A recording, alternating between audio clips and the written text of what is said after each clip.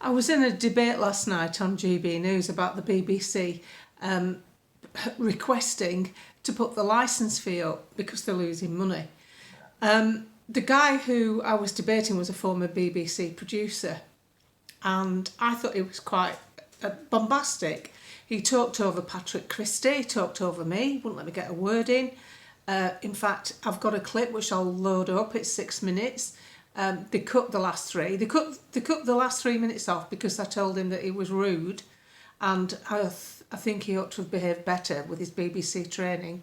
And that how can we forgive the BBC when they've employed people like Jimmy Savile and Hugh Edwards? And basically, I was saying that they've got a business. The BBC is a business. It's got several product lines. It's got the World Service, BBC One, BBC Two, the news. And there's a product line that's failing. It's the news. And because the product line is failing, people are turning away from it. 80,000 people cancelled their licence in 2020, followed by another 250,000. And then in 2022 to 23, 500,000 people cancelled their TV licence. That tells you that nobody wants that product. Now, in a business, if you had a range of products and one product wasn't selling anymore, the public were turning away from it, they didn't want it, it had stopped selling, you take it off the shelf or you'd revamp it. What the BBC are doing, instead of doing that, which is the logical way to do it, the BBC have decided to increase the fee for the product. In other words, keep it exactly the same and charge you more money for something you don't want in the first place. That's a ridiculous business plan. This isn't anything to do with favouritism, left or right. This is a very, very bad business plan because you're dealing with people who are used to being funded by taxpayers' money. 3.8 billion of their £5 billion budget comes from the licence fee. Then 1.3 billion from their £5 billion budget comes from BBC Studio. BBC Studio is a subsidiary of the BBC, where that then sells all the products that the BBC have made to TV companies overseas and streaming services. So the BBC Studio section that earns the BBC 1.3 billion is basically selling a product the taxpayer paid to produce. Are you with me so far? Then it gets some more government funding, and then it used to get money from the EU. So this business is a forced enterprise because everybody with a telly is supposed to have a licence because you're not allowed to watch any sort of live TV. Most of the reason people still have a licence isn't because they're happy with it, it's because they don't understand how they can cancel it. And there are various web pages you can go on to find out about that. I think the BBC uses intimidation because it tells you that there's a detector van in which makes you think it's full of electronic equipment that's coming round, going past your house saying, oh, Agnes is online again, she's on telly, she's watching the BBC and she's no licence or whatever. No, it's nothing like that at all. They're relying on your gullibility. I call that intimidation.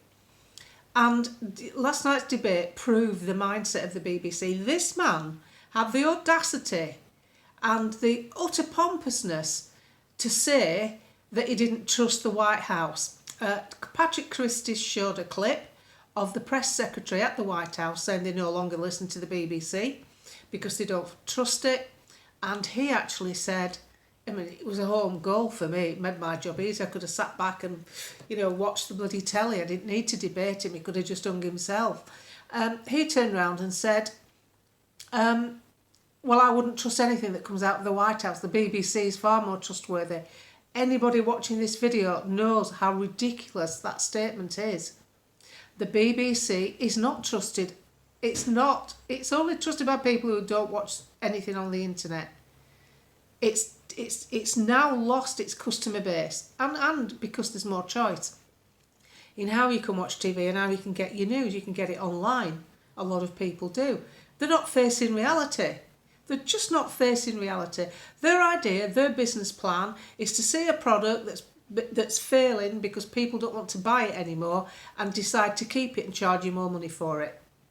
What a ridiculous set of circumstances. Then, add to that, an interview, I think it was John Sopel, I'll find it for you, an interview just after Hugh Edwards was sentenced. And this is what he had to say. Now, we all know what Hugh Edwards did. 37 counts of images, Class A images, which means involving penetration. And this is what a BBC presenter had to say. We now know there was no illegality. So what are you left with? Someone's private life has come under scrutiny, who is now unwell. I think it would be a crying shame if this is the last we see of Hugh Edwards on television, when the allegations have turned out to be not that much. And I think all his friends will just be wishing him well at this stage, because Hugh commands huge respect in this industry. We now know there...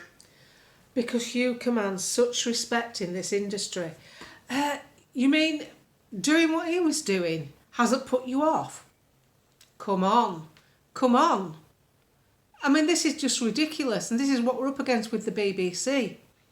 So I think that, you know, asking for more money, out with the begging bowl, looking for more money when you've got a product that fails the standards that people want it to meet, which is impartiality and decency, then I think you've got an absolute nerve, and I hope it fails. I think it's been debated in Parliament.